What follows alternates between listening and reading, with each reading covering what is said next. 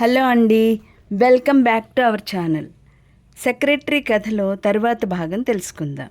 జయంతి నిద్రపోకుండా మంచం మీద కూర్చుని జారగిలబడి ఆలోచిస్తూ ఉంటుంది. అదే సమయంలో శేఖరం రావడంతో ఉలిక్కి పడుతుంది. భయపడకు, నేనేం మింగనులే అంటూ బీరువా దగ్గరికి వెళ్తాడు. నేనేం భయపడడం లేదు, భయపడాల్సిన అవసరం కూడా నాకు లేదు అంటుంది.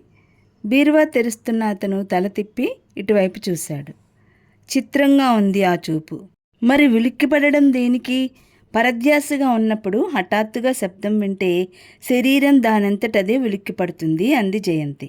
అలాగా, నాకు తెలియదులే అన్నాడు శేఖరం. తరువాత శేఖరం జయంతి చూస్తుండగానే బీరువాలోంచి డబ్బు తీసి జేబులో పెట్టుకుని సూట్ కేసుకి తాళం వేస్తూ, నేను ఊరు వెడుతున్నాను, ఇంటి దగ్గర జాగ్రత్త, నాయర్ కూడా లేడు అన్నాడు తాళం చెవులు జయంతి మంచం మీదకి పడేస్తూ. మేం రేపు ఉదయం తెల్లవారుగానే వెళ్ళిపోతాం. మీ ఇంటి భద్రత ఇంకెవరికైనా అప్పగించుకుంటే మంచిది తల తిప్పుకుంటూ అంది జయంతి వాటివైపు చూడకుండా.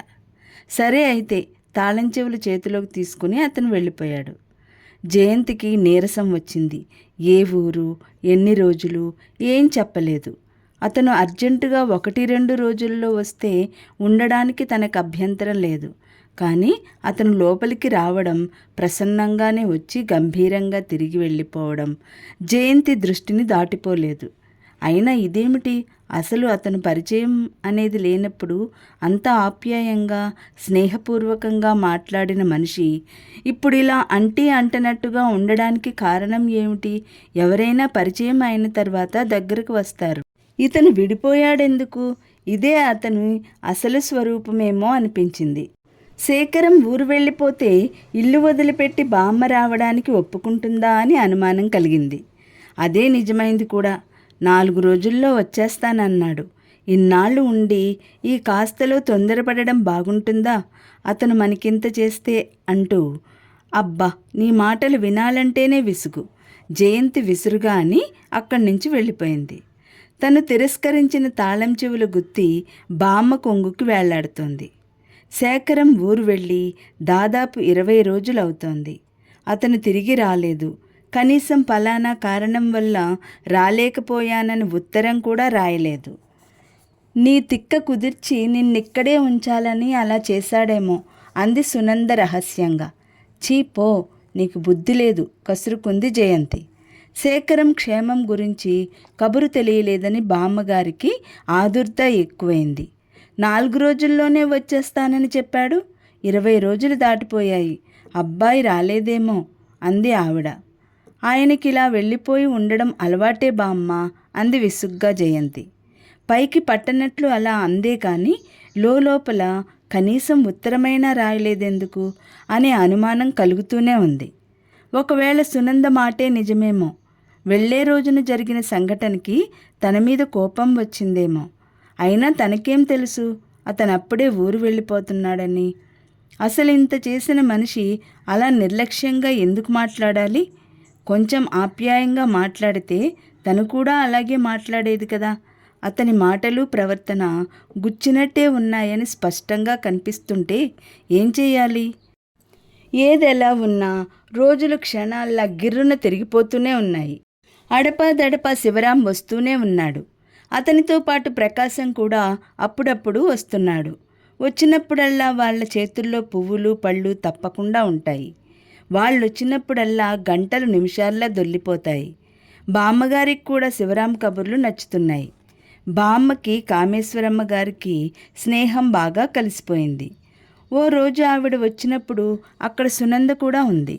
కామేశ్వరమ్మ గారు జయంతి పెళ్లి ప్రసక్తి తెస్తూ, నా ఎరుకలో ఓ మంచి కుర్రాడున్నాడు, అతను గనుక ఒప్పుకుంటే జయంతి పెళ్లి మా చేతుల మీదుగా చెయ్యాలని నాకు డాక్టర్ గారికి ఉంది అంది.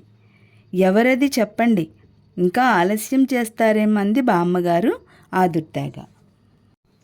ఇప్పుడే చెప్పను, మొదట అతని అభిప్రాయం తెలుసుకోవాలి. మీకు పుణ్యం ఉంటుంది. అదేదో త్వరగా చూద్దురు. దాని పెళ్ళి అయిపోయిందంటే నాకు ఇక ఎక్కడున్నా నిశ్చింత అంది మనమరాలి వంక చూస్తూ. జయంతి ఆ ప్రసంగం మీద ఇష్టం లేనట్లు చటుక్కున లేచి నిలబడి, సునంద, ఈరోజు పోస్టులో కొత్త పుస్తకాలు వచ్చాయి. వాటిల్లో స్వెటర్లు అల్లడం ఉంది. చాలా కొత్త డిజైన్లు. రా చూపిస్తాను అంది. అబ్బా, తర్వాత చూస్తాలెద్దు సునంద విసుక్కుంటూ అని కామేశ్వరమ్మ గారి వైపు తిరిగి చెప్పండి చెప్పండి, ముందసలు కుర్రాడెలా ఉంటాడు? జయంతి పక్కన నిలబడితే ఈడుగా ఉంటాడా అంది. చక్కటి జోడు అవుతుంది. నాకు తెలిసినంత వరకు అంత మంచి జోడు ఎక్కడా చూసి ఉండను. ఆవిడ ముసిముసి నవ్వులు నవ్వుతూ జయంతి వైపు చూసింది. జయంతికి ఎందుకో ఆవిడ నవ్వు చూస్తుంటే చిరాకు పుట్టింది. సునంద, నువ్వు వస్తావా, నేను వెళ్ళనా? వస్తానుండు. చెప్పండి, అబ్బాయి ఏం చదివాడు? పెద్ద చదువే. అంటే మంచి సంస్కారం వ్యక్తిత్వం ఇచ్చేంత చదువు. సునంద మరోసారి పిలిచింది జయంతి. సునంద జయంతి మాట వినిపించుకోకుండా ఏమైనా ఉద్యోగం చేస్తున్నాడా అంది. ఉద్యోగం చేయటం లేదనుకో, కానీ డబ్బు సంపాదించడం అతనికి తెలిసినంతగా మగవాళ్లలో చాలా కొద్దిమందికే తెలుస్తుంది. జయంతి వచ్చి సునంద చేయి పట్టి బలవంతాన లేవదీసి రెక్కపుచ్చుకొని ఈడ్చుకుపోయింది. సునంద వెనక్కి తిరిగి నవ్వుతూ ఇంకోసారి అడుగుతానంటూ వెళ్ళిపోయింది.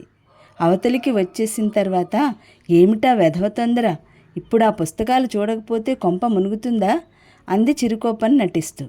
ఆ వెధవ కబుర్లు వినకపోతే నీకు నిద్ర పట్టదా అంది జయంతి. పట్టదు. నా ప్రాణానికి ప్రాణం నువ్వు.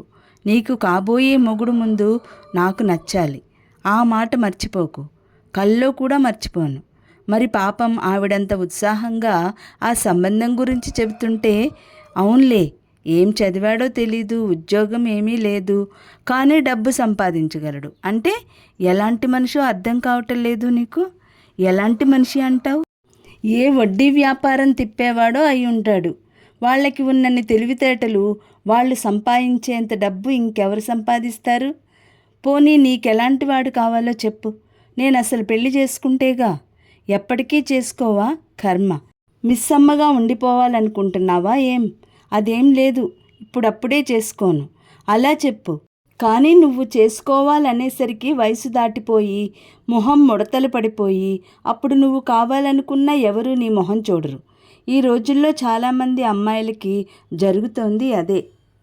జరిగితే జరిగిందిలే, అదే మంచిది.